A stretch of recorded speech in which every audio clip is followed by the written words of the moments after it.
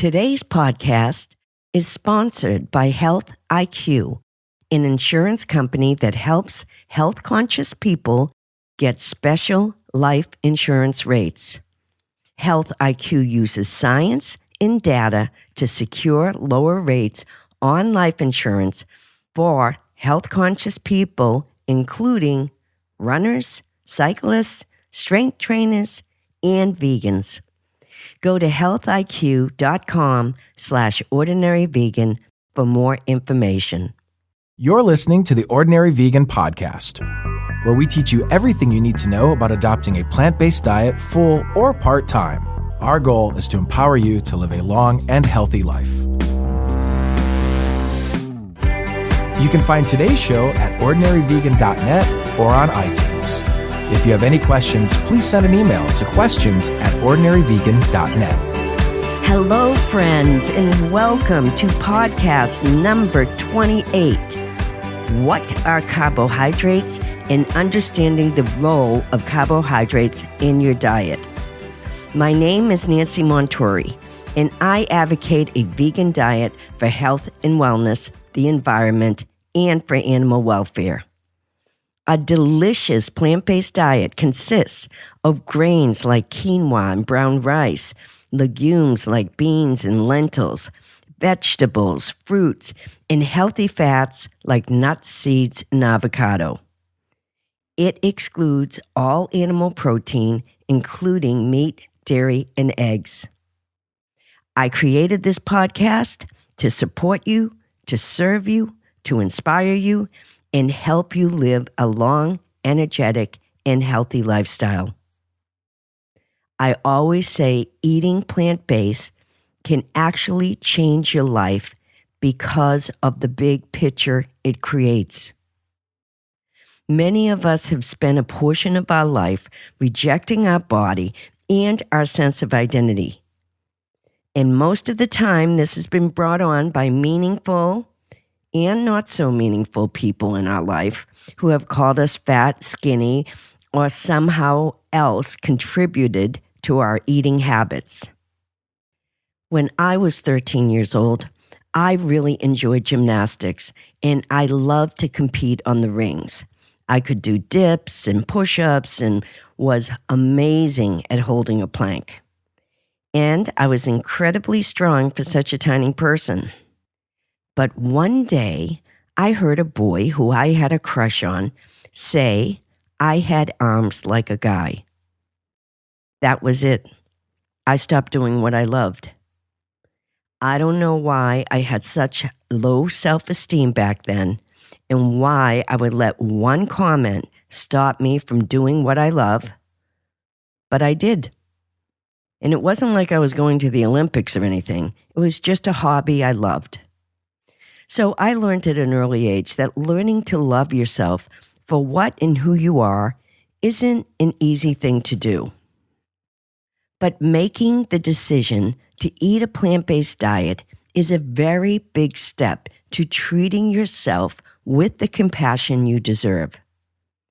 And when you show compassion for yourself, you increase your compassion towards everything, and you begin to look at life differently. There is a wonderful writer named Pema Chodron. She is a female Buddhist teacher and nun who has written numerous books on how we can get hooked on habitual negative thoughts or self-destructive actions. And if you're ever going through a particularly rough stretch in your life, I highly recommend her book, When Things Fall Apart. Here is a quote from her book about being at your lowest point. When things are shaky and nothing is working, we might realize that we are on the verge of something. We might realize that this is a very vulnerable and tender place, and that tenderness can go either way. We can shut down and feel resentful, or we can touch in on that throbbing quality. My translation of that quote is that you can take something really bad and use it as a catalyst for change. I mentioned in my earlier podcast that when I became vegan, I made that change at one of the lowest points of my life. And that became the spark for changing my life.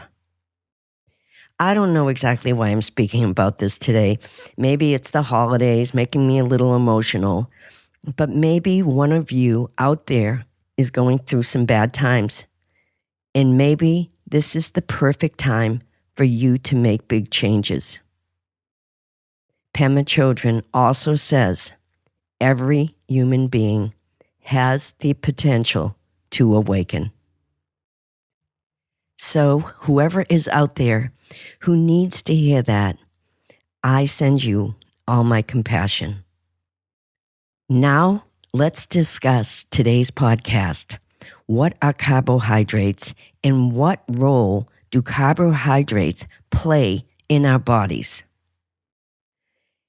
It can be so hard to eat healthy when there is so much confusion surrounding nutrients, especially carbohydrates. How many times have you heard someone say they can't eat that because it has too many carbohydrates, or they're trying to cut back on carbohydrates? Good carbs, bad carbs. It can be very confusing. And that is why I wanted to devote today's podcast to understanding carbohydrates and their role in your health. Let's begin by discussing the reason we are so confused. Bad diets come and go, but in 2002, a new craze began for high-protein, low-carbohydrate diets like the Atkins diet. Many of these diets encouraged us to eat large amounts of animal protein, like red meat and butter, to lose weight, and it discouraged us to eat carbohydrates. Later, when studies revealed that high protein, particularly protein derived from animals, could lead to heart disease, it slowed the momentum. Not only that, other severe health problems resulted from these diets because of nutritional deficiencies and insufficient fiber. These diets cause kidney damage, liver problems, and kidney stones. Then, in 2014, a major study was released from the University of Southern California, and it concluded that a high-protein diet was linked not only to cancer, but to death. And one of the biggest impacts of these high-protein diets is the use of the words low carb. This created a generation of people who thought all carbohydrates were bad. So, what are carbohydrates?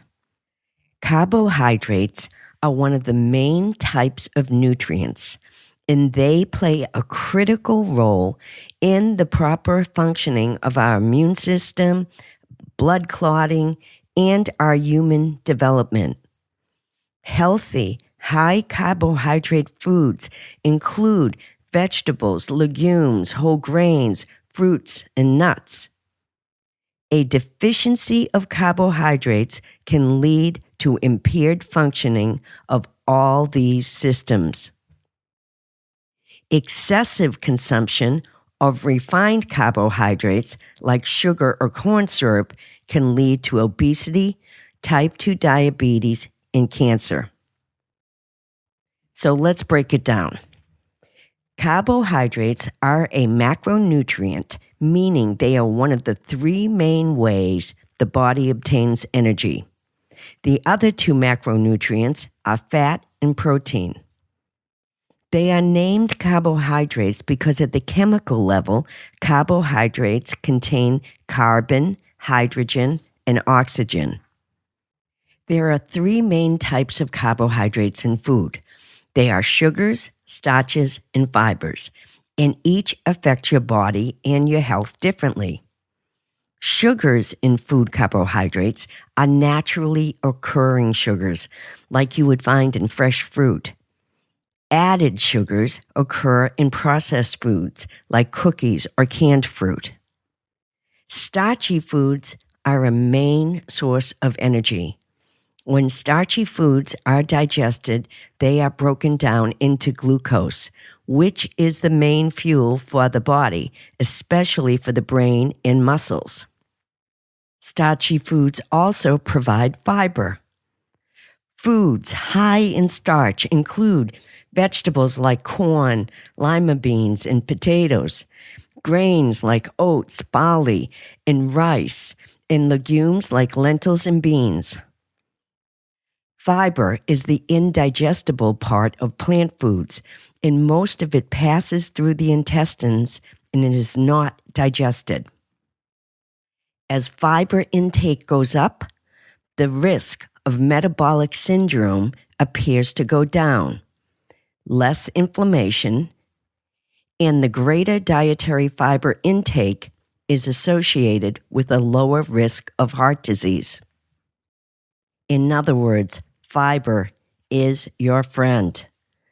Good sources of fiber include beans, legumes, fruits, vegetables, whole grains, and nuts. There is no fiber in animal products such as milk, eggs, meat, poultry, and fish. Before we discuss the two types of carbohydrates in food and which you should eat, I wanted to announce that I have a new sponsor for this podcast. Many people reach out to me about sponsoring my podcast, but many of these people want me to advertise products that don't fit our healthy lifestyle here on Ordinary Vegan. So when Health IQ reached out to me, I did some research and thought this could be a good fit for people with a healthy lifestyle looking for life insurance. Here is what they do. Health IQ uses science and data to secure lower rates on life insurance for health-conscious people, including runners, cyclists, strength trainers, and vegans.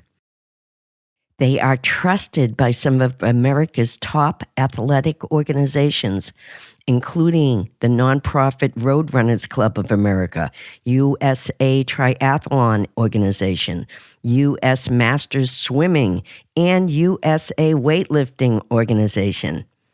And they have spent years gathering the science and data to prove that the health conscious deserve lower rates. It's like saving money by being a good driver. Health IQ gets you lower rates on your life insurance based on your lifestyle. Their mission is to improve the health of the world by celebrating the health conscious. Health IQ is another reason to keep eating your fruits, grains, lentils, and vegetables. So thank you, Health IQ, for sponsoring today's show.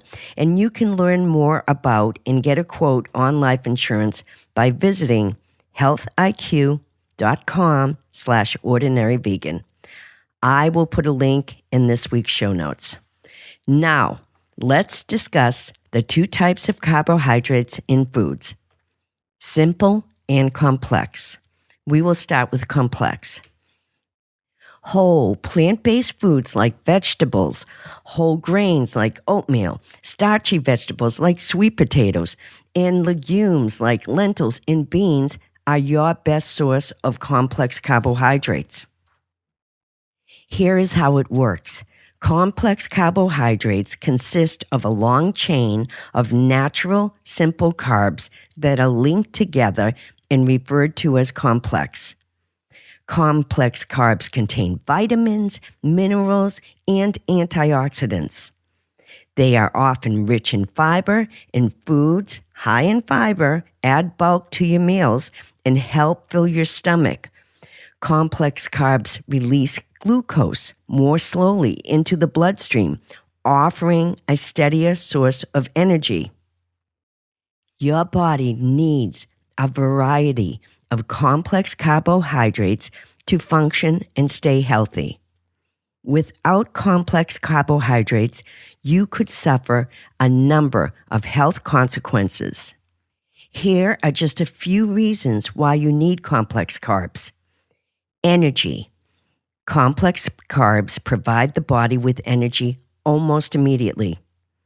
I recommend starting your day with complex carbohydrates like whole grains, which release slowly into the bloodstream and provides energy all day.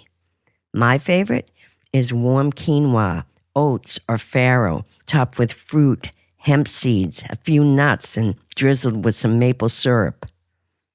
You also need complex carbohydrates for metabolism.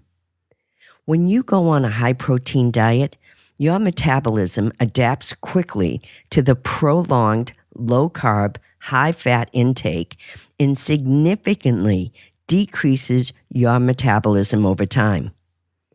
Complex carbs can speed up your metabolism because complex carbs are high in resistant starch. As you probably remember from an earlier podcast, resistant starch has been called nature's fat-burning breakthrough because resistant starch is bulky, so it takes up space in your digestive system. Because you can't digest it or absorb it, the starch never enters your bloodstream. That means it avoids the issue of some carbs, which can get socked away as body fat when you eat more than you can burn. According to some studies, adding just a half cup to 1 cup of resistant starch-rich food per day can lower blood sugar and shut down hunger hormones. Beans, bananas, sweet potatoes, barley, and brown rice contain high amounts of resistant starch. Complex carbs fill you up and curb your hunger. Many complex carbs act as appetite suppressants. They are even more filling than protein and fat.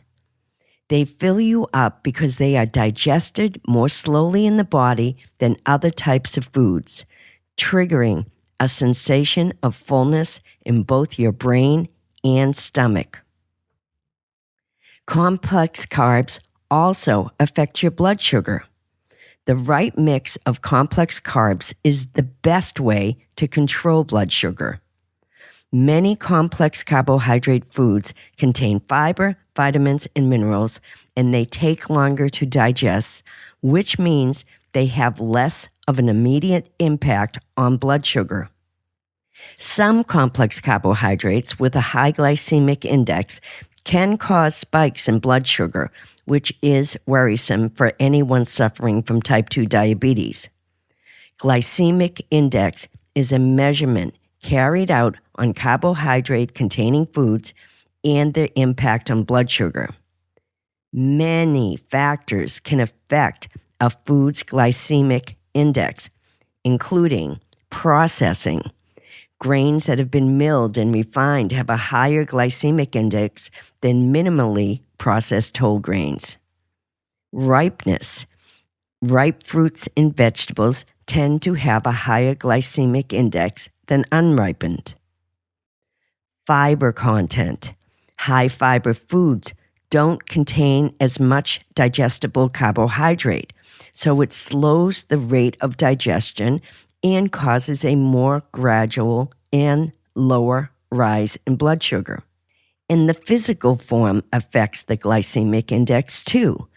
Finely ground grain is more rapidly digested than coarsely ground grain, which is why eating whole grains like brown rice or oats is much healthier than eating processed whole grain bread. Complex carbohydrates with low glycemic load include bran and apples and oranges and beans and lentils and cashews and peanuts and carrots. Complex carbohydrates with a high glycemic load include white potatoes, white rice, and white flour. Now, let's talk about simple carbohydrates. Simple carbohydrates are made of just 1 or 2 sugar molecules. Food sources of simple carbohydrates include table sugar, corn syrup, honey, fruit drinks, candy, milk products, and jams. Simple carbohydrates are sugars. They are a quick source of energy, so they are rapidly digested. Simple carbohydrates don't usually supply any nutrients or fiber. If you want to avoid simple carbohydrates, skip refined and processed foods altogether. Also, read the label to see if there is added sugar. Be suspicious of anything on the label that has the phrase OSE, like fructose, sucrose, lactose. Those are code words for sugar. Also, avoid the lure of low-fat foods, which contain sizable amounts of calories from simple carbohydrates. The last carbohydrate I want to discuss is refined carbohydrates. Refined carbohydrates are forms of sugars and starches that don't exist in nature. They do come from natural whole foods, but they have been altered in some way by processing to refine them. The processing of refining a food not only removes the fiber, but it also removes much of the food's nutritional value, including B-complex vitamins, fat-soluble vitamins, and healthy oils. Some companies will then enrich the product with some of the nutrients that were stripped away, but this does not always occur and it is not natural. It is also estimated that 93% of Americans eat too many refined grains. Refined grains are found in almost anything processed, including baked goods like breads, pastries, and cookies, but also cereal, rice, crackers, and granola bars. And the average American consumes well over 100 pounds of refined flour every year. Not only that, the average American ends up consuming about 80 pounds of sugar per year. And that is all in processed foods. Refined carbohydrates raise insulin levels and promotes obesity, especially when it's combined with fat. It is definitely in your best interest to never consume refined carbohydrates. Most have absolutely no nutritional value and include large amounts of salt and sugar. So what we've learned about carbs is the bad rap carbs received was never really a carb problem, but a processed food problem. And a healthy, whole food, plant-based diet should comprise of 80% natural complex carbohydrates. I would also like to say something about starchy carbs like white potatoes. Dr. John McDougall, heart specialist and author of The Starch Diet, teaches that humans are starch eaters and large populations of trim, healthy people throughout history have obtained the bulk of their calories from starch. He recommends a low-fat, high-starch, plant-based diet for anyone with existing heart problems. And he has had many, many success stories. You can read more about Dr. John McDougall's high-starch, oil-free diet. I will include a link in this week's show notes. Well, that's it for today's podcast.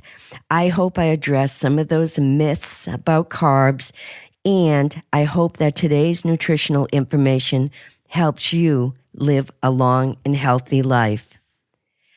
I always love hearing from you, and I love your feedback, so please send me an email at nancy@ordinaryvegan.net with any questions you may have. You can find me and all my podcasts online on my brand new website, ordinaryvegan.net. Please visit it. It has every resource you could possibly need to begin or maintain a healthy plant-based diet. Please join our healthy Facebook community at facebook.com/ordinaryvegan. The community is over 313,000 strong, and they love helping and supporting each other.